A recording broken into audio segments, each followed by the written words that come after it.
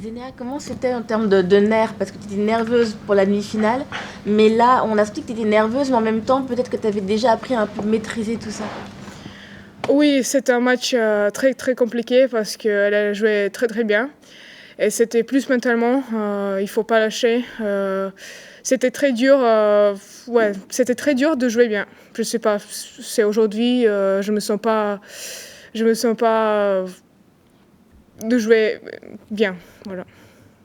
C'est encore plus agréable pour toi de gagner comme ça? Oui, c'est sûr, parce que c'est ça qui va me remporter beaucoup de choses. C'est toujours bien de gagner quand tu joues bien, bien sûr. C'est toujours plus facile. Quand tu sens la balle, c'est plus facile de gagner comme ça. Mais c'est plus dur de gagner quand tu sens rien. Donc, je suis super contente de moi.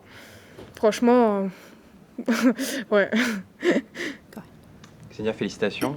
Depuis le début du tournoi, après chaque victoire, quand on te demandait ce que tu ressentais, tu disais l'objectif c'est de gagner le tournoi. Enfin, tu n'avais pas l'air si heureuse que ça parce que tu voulais encore gagner le tournoi. Maintenant, qu'est-ce que tu ressens maintenant que tu as atteint ton objectif?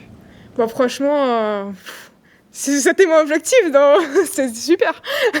Mais ça me rapporte beaucoup de choses parce que quand je m'entraînais à Paris, je me disais tout le temps, je vais gagner, je vais gagner. Et là, c'est aujourd'hui, je suis avec celui-là, c'est mon bébé. Et oui, c'était mon objectif de mon premier tour. Premier tour, c'était aussi dur. Deuxième tour, troisième tour et quart de finale. Tous les matchs, c'était en bataille de ouf. Donc, et j'espère que je vais continuer comme ça. Félicitations. Quand tu as gagné la balle de match, tout de suite tu t'es effondré, un peu à l'image de beaucoup de vainqueurs de Grand Chelem qu'on connaît. À quoi tu as pensé en tout premier à ce moment-là? Oui, c'était aussi mon objectif de faire comme ça. Ouais, juste comme ça. Et je me disais, je vais faire ça si je veux gagner, c'est sûr. Avant de partir sur le match, je me disais, bon, si je veux gagner, c'est sûr, je vais faire ça. Donc c'était un mode de Sabalenka, un mode de Djokovic, tout le monde. Ouais. Et ta première pensée, du coup, à ce moment-là, ça a été quoi? T'as tout donné et c'est énorme. C'est énorme. Rien à dire.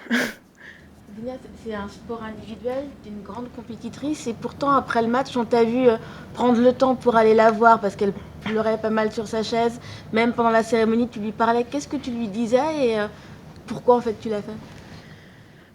Parce qu'en fait elle est une joueuse incroyable, elle joue super bien et je lui connais depuis longtemps.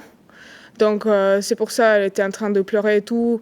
Et là je l'ai regardée, je lui ai dit, t'as fait une semaine énorme. Je lui ai dit, t'as fait tous les matchs, t'as joué incroyable. Tu peux pas être comme ça, pleurer et tout.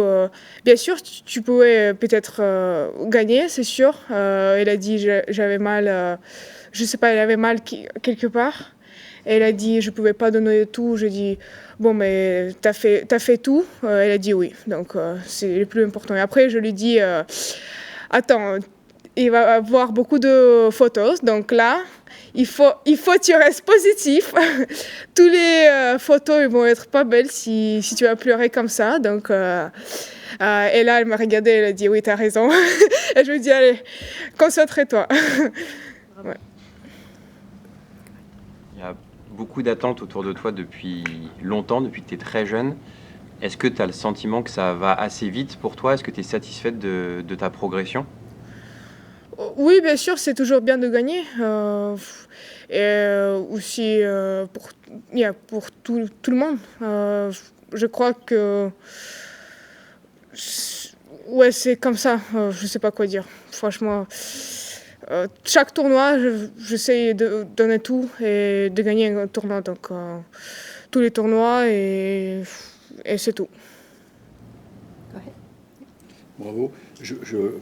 Je lis que tu vas passer numéro 1 mondial apparemment. Ah ouais? Ouais, c'est vrai?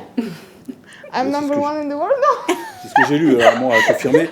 Bah, mais non. Bon, peu importe si c'est 1 ou 2 ou 3. Est-ce que comment tu vas gérer? Non, là. Non, pas du tout.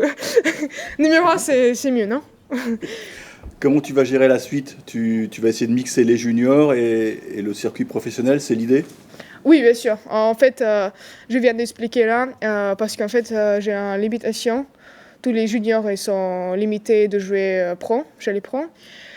Et c'est pour ça que je vais jouer plus de pros là, parce que je vais tourner 17 ans en avril. Donc ça va dire que je vais avoir plus de tournois.